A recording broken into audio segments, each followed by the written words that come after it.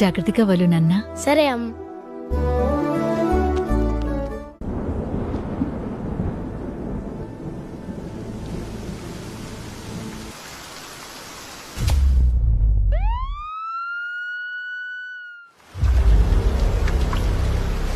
రాబోయే వర్షాలు వేడిని దూరం చేయడమే కాదు, ఎన్నో ప్రమాదాలను కూడా వెంట తీసుకొస్తాయి.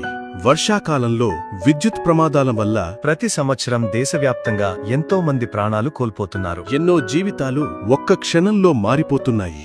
వర్షంలో విద్యుత్ స్తంభాలను తాకడం, తెగిపోయిన విద్యుత్ తీగల దగ్గరకు వెళ్లడం, తడిచేతులతో స్విచ్లు, పరికరాలను ఉపయోగించడం, పాడైన వైర్లు, కేబుళ్లను నిర్లక్ష్యం చేయడం, లీకేజీ ఉన్న మోటార్లు, పంపులను ఉపయోగించడం, ఈ ప్రమాదాలలో చాలా వరకు ఒక్క చిన్న జాగ్రత్తతో నివారించవచ్చు. తెగిపోయిన విద్యుత్ తీగలు కనిపిస్తే దగ్గరకు వెళ్లవద్దు.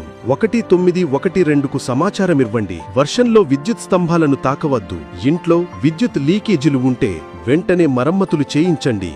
ఒక్క క్షణం నిర్లక్ష్యం ఒక కుటుంబం జీవితాన్ని మార్చేయగలదు. వర్షాకాలంలో విద్యుత్ విషయంలో మరింత అప్రమత్తంగా ఉండండి. మరిన్ని వివరాల కోసం టోల్ ఫ్రీ నంబర్ 1912ను సంప్రదించండి.